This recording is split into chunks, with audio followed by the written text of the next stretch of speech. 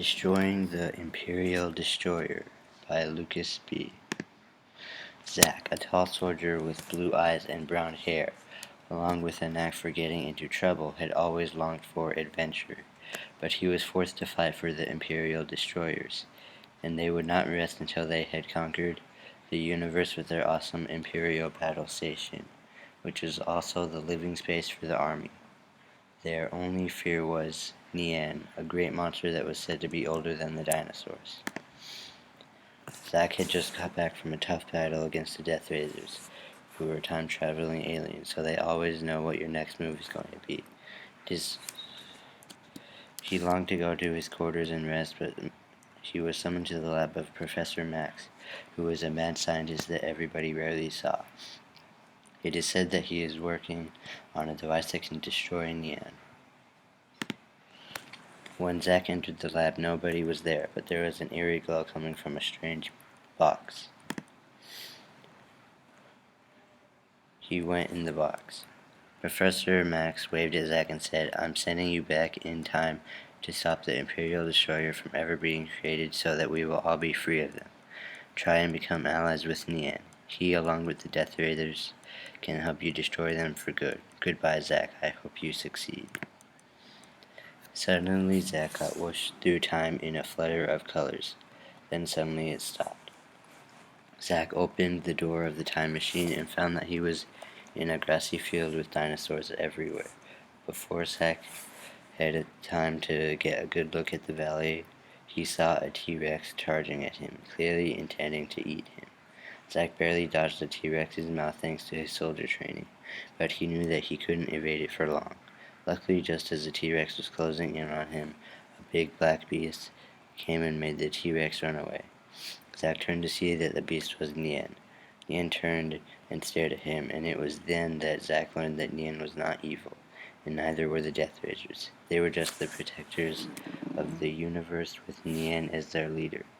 Nian sensed that Zack was from another time, so Nian asked him, "Who are you, and what do you want?" Zack told him that Professor Max had sent him back in time to stop the Imperial Destroyers from coming into being so that they would not take over the entire universe. Nian thought about this and then said, "Who are the Imperial Destroyers?" Before Zack could answer, he saw a big rain of fireballs coming down from the sky. Nian told Zack to get into the time machine. Then Nian tried to use his powers to destroy the fireballs before they hit the ground, but there were too many of them.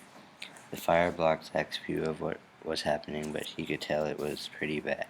It was over in a matter of seconds. He stepped out and surveyed the destruction. Everything except for Nian, who was immortal, was destroyed. Nian stared around in disbelief. Then he turned away and angrily said to Zack, "This must have been an attack against us from the Imperial Destroyers. I saw their ship in the distance. We must destroy them before they destroy and conquer every planet in the universe." 2 days later, they were still walking. Zack stumbled and tripped, then angrily cried out, "You still have not told me where we are going, Nian. Now tell me where we are." Nian turned around and looked at Zack straight in the eye. Zack thought he would be angry, but Nian just said, "We are going to the Imperial Destroyers camp. Their power source is there. It is very powerful, but very destructive. We can use that for our advantage. Since it is so destructive, we can simply blow it up. In case you are close to it when it explodes, I can make a protective shield around you. I can modify your blaster gun so it feeds off the power source so that it shoots plasma balls. We should be fine." Suddenly, they went over a hill and Zack saw the camp. It had 30-foot-tall metal walls that were 10 feet thick with barbed wire on top, with guards circling the towers, armed with laser rifles. Nian looked at it and used his X-ray vision to scan the area. He turned to Zack and said, "We will need help getting in. We can't go under it because the wall goes all the way down to bedrock. We will have to go over it, and to do that we must fly. But that is one of the things that I cannot do. We must get help from the dragon. I will call him." After Nian had spoken those words, he immediately yelled into the sky, a yell so loud that it shook the earth. Suddenly the camp walls fell down and crevices opened up, sucking up all the troops. Then lava burst into the crevice and went up so high that it struck the Imperial destroyer, which burst into flames. The dragon suddenly appeared and grabbed Zack and Nian and started running away from the camp. 1 mile away, Zack turned back and looked just in time to see the camp explode in a giant mushroom cloud. Well, that was easy, Zack said.